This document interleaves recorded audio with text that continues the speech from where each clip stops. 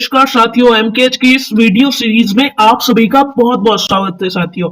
तो चलिए साथियों, आज हम सातवाहन वंश के टॉप मोस्ट इंपॉर्टेंट क्वेश्चंस देखने वाले हैं जो पिछले कई सालों में मोस्ट रिपीटेड क्वेश्चंस है। साथियों, सातवाहन वंश बहुत इंपॉर्टेंट हमारा वंश रहता है। तो चलिए फिर हम देखते हैं हमारा फर्स्ट क्वेश्चन है साथियों हमारा, वह प्रथम शासक जिसके अभिलेख आंध्र प्रदेश में मिलते हैं तथा जिसे दक्षिण पथेश्वर कहा जाता है, वह कौन सा शासक है जिसके प्रथम बार जिसके अभिलेख आंध्र प्रदेश से मिले थे? तो साथियों इसका राइट आंसर हो जाएगा वशिष्ठिपुत्र पुलमावी। वशिष्ठिपुत्र पुलमावी जो है वह प्रथम शासक है जिसके अभिलेख आंध्र प्रदेश से मिले थे और जिसे दक्षिण पथेश्वर की उपाधि दी गई है उन आंध्र के अभिलेखों में। तो चलिए अब हम देखते हैं हमारा अगला क्वेश्चन, किस शासक ने अंतरजातीय विवाह पर प्रतिबंध लगाया था? ऐसा कौन सा सातवाहन वंश का शासक था? तो हम सभी जानते हैं वह शासक था हमारे प्रसिद्ध शासक गौतमीपुत्र सातकर्णी। गौतमीपुत्र सातकर्णी ने अंतरजातीय विवाह पर प्रतिबंध लगाया था। नेक्स्ट क्वेश्चन है साथियों, वेणुकटक शहर किसने बसाया था? तो वेणुकटक शहर भी गौतमीपुत्र सातकर्णी ने ही बसाया था। गौतमीपुत्र सातकर्णी जो है वो सातवाहन वंश के सबसे प्रसिद्ध शासक रहे हैं, ये भी हम जानते हैं। अगला क्वेश्चन है, सातवाहन वंश का अंतिम शासक कौन था? तो साथियों यहां पर कंफ्यूज हो जाते हैं कई लोग, क्योंकि क्वेश्चन कई बार यह आ जाता है कि सातवाहन वंश का अंतिम प्रसिद्ध शासक कौन था। अगर पूछा जाए अंतिम प्रसिद्ध शासक तब तो था यज्ञश्री सातकर्णी, लेकिन यहां पर अंतिम प्रसिद्ध नहीं सीधा अंतिम शासक पूछा गया तो आपका आंसर हो जाएगा अंतिम शासक था विजय। अंतिम शासक विजय था, लेकिन अंतिम प्रसिद्ध शासक पूछ लिया जाए तब था यज्ञश्री सातकर्णी। चलिए अब हम अगला क्वेश्चन देखते हैं, किस सातवाहन वंश के शासक के सिक्कों पर जलपोत यानी जहाज चित्रित किए गए थे? तो इसका करेक्ट आंसर हो जाएगा यज्ञश्री सातकर्णी। यज्ञश्री सातकर्णी के जो सिक्के थे उन पर जलपोत या जहाज चित्रित थे। अगला क्वेश्चन है, सातवाहन शासकों की राजधानी कहां थी? तो सातवाहन शासकों की राजधानी प्रतिष्ठान थी। प्रतिष्ठान जिसे पैठन भी कहा जाता है। चलिए नेक्स्ट क्वेश्चन है हमारा, किस शासक ने रुद्रदामन से 2 बार पराजित होने के बावजूद रुद्रदामन की पुत्री से विवाह किया था? देखिए ऐसा कभी होता नहीं है कि जो व्यक्ति किसी को हरा दे उसी के साथ अपनी पुत्री का विवाह कर दे, लेकिन ऐसा महान शासक जिसमें इतना साहस था, जिसने रुद्रदामन से 2 बार पराजित होने के बावजूद रुद्रदामन को ऑफर किया कि आप अपनी पुत्री का विवाह मुझसे कर दीजिए क्योंकि आपके सामने मेरे से अच्छा कोई ऑप्शन है नहीं। तो वह कौन सा शासक था साथियों? वह शासक था हमारा पुलमावी। वह शासक था वशिष्ठिपुत्र पुलमावी। वो साहसी शासक, सातवाहन वंश का साहसी शासक वशिष्ठिपुत्र पुलमावी था। चलिए अब देखते हैं हमारा अगला क्वेश्चन, किस शासक ने नहपान को पराजित कर उसके सिक्कों पर अपना नाम लिखवाया? इसका आंसर दीजिए साथियों, सिमुक, हाल, गौतमीपुत्र सातकर्णी अथवा वशिष्ठिपुत्र पुलमावी। तो इसका करेक्ट आंसर हो जाएगा गौतमीपुत्र सातकर्णी ने नहपान को पराजित करके उसके सिक्कों पर अपना नाम लिखवाया था। अगला क्वेश्चन, आंध्र भृत्य किस वंश के शासकों को कहा जाता है? गुप्त वंश, सातवाहन वंश, मौर्य वंश अथवा शुंग वंश? तो इसका करेक्ट आंसर है सातवाहन वंश के शासकों को आंध्र भृत्य कहा जाता है। सातवाहन शासकों की राजकीय भाषा क्या थी? तमिल, संस्कृत, प्राकृत अथवा पाली? तो करेक्ट आंसर हो जाएगा प्राकृत। प्राकृत सातवाहन शासकों की राजकीय भाषा थी।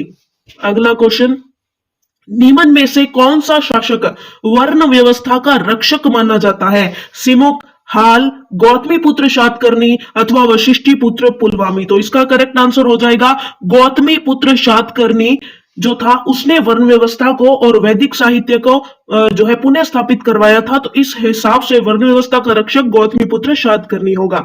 अगला क्वेश्चन है हमारा, गाथा सप्तशती। गाथा सप्तशती किस विद्वान शासक की पुस्तक है? तो आप सभी जानते हैं कि यह हाल की पुस्तक है। यह हाल की पुस्तक है। आप सभी जानते हैं कि हाल एक ऐसा शासक था जिसने एक विद्वान शासक था और गाथा सप्तशती जो है इसने एक पुस्तक लिखी थी जिसके अंदर 200 से अधिक प्रेम कहानियां वर्णित है साथियों। अब हमारा अगला क्वेश्चन हम देखते हैं, सातवाहन वंश द्वारा ब्राह्मणों को भूमि अनुदान की जानकारी किस अभिलेख में मिलती है? आप सभी जानते हैं कि भूमि अनुदान सबसे पहले किस वंश ने शुरुआत की थी? सातवाहन वंश ने ब्राह्मणों को सबसे पहले भूमि अनुदान दिया था। तो यह जानकारी किस अभिलेख में हमें मिलती है? तो यह समस्त जानकारी जो है भूमि अनुदान की समस्त जानकारी हमें किस अभिलेख से मिलती है साथियों? आंध्र अभिलेख, रुद्रदामन अभिलेख, नासिक अभिलेख अथवा नागणिका अभिलेख। तो इसका करेक्ट आंसर हो जाएगा नागणिका अभिलेख। साथियों ऑप्शन इसलिए पढ़े जाते हैं ताकि आपको अपना आंसर देने के लिए समय मिल जाए और आप सारे ऑप्शन पढ़ करके फिर सही से आंसर दें। नेक्स्ट क्वेश्चन देखिए, पेरिप्लस ऑफ द एरिथेरियन सी नामक पुस्तक में किस शासक को सारागोनस कहा जाता है? किस शासक को जो है सारागोनस कहा गया साथियों? किस शासक को सारागोनिस कहा गया है पेरिप्लस ऑफ द एरिथेरियन सी नामक पुस्तक में? पुलवामी, गौतमीपुत्र सातकर्णी, सिमुक अथवा सातकर्णी प्रथम। तो इसका करेक्ट आंसर हो जाएगा सातवाहन वंश का प्रथम प्रसिद्ध शासक सातकर्णी प्रथम। चलिए अब हम देखते हैं अगला क्वेश्चन, सातवाहन वंश के किस शासक ने 2 अश्वमेध यज्ञ एवं 1 राजसूय यज्ञ करवाया था? तो इसका आंसर क्या हो जाएगा? पुलवामी, गौतमीपुत्र सातकर्णी, सिमुक अथवा सातकर्णी प्रथम। तो इसका करेक्ट आंसर है सातकर्णी प्रथम।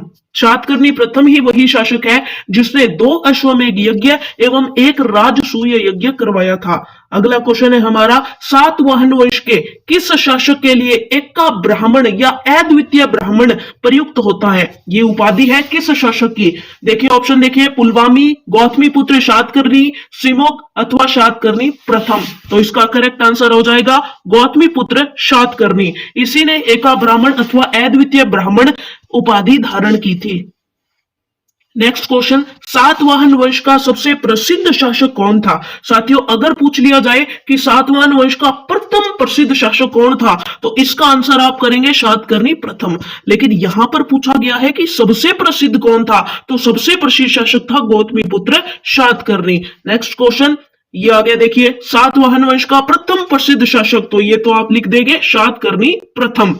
सातकर्णी प्रथम प्रथम प्रसिद्ध शासक और सबसे प्रसिद्ध शासक गौतमीपुत्र सातकर्णी। चलिए नेक्स्ट क्वेश्चन, भारतीय इतिहास में भूमि दान का प्रथम उल्लेख किसके शासन काल में मिलता है? शुंग काल, मौर्य काल, सातवाहन काल अथवा गुप्त काल। तो इसका करेक्ट आंसर हो जाएगा सातवाहन काल। और यह किस अभिलेख में जानकारी मिलती है? तो उस अभिलेख का नाम है नागणिका अभिलेख।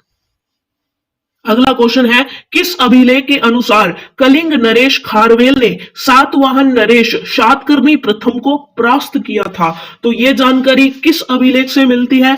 नासिक अभिलेख, हाथी गुम्फा अभिलेख, जूनागढ़ अभिलेख अथवा नाना घाट अभिलेख। तो यह जानकारी हमें हाथी गुम्फा अभिलेख से मिलती है कि कलिंग नरेश खारवेल ने सातवाहन नरेश सातकर्णी प्रथम को परास्त किया था।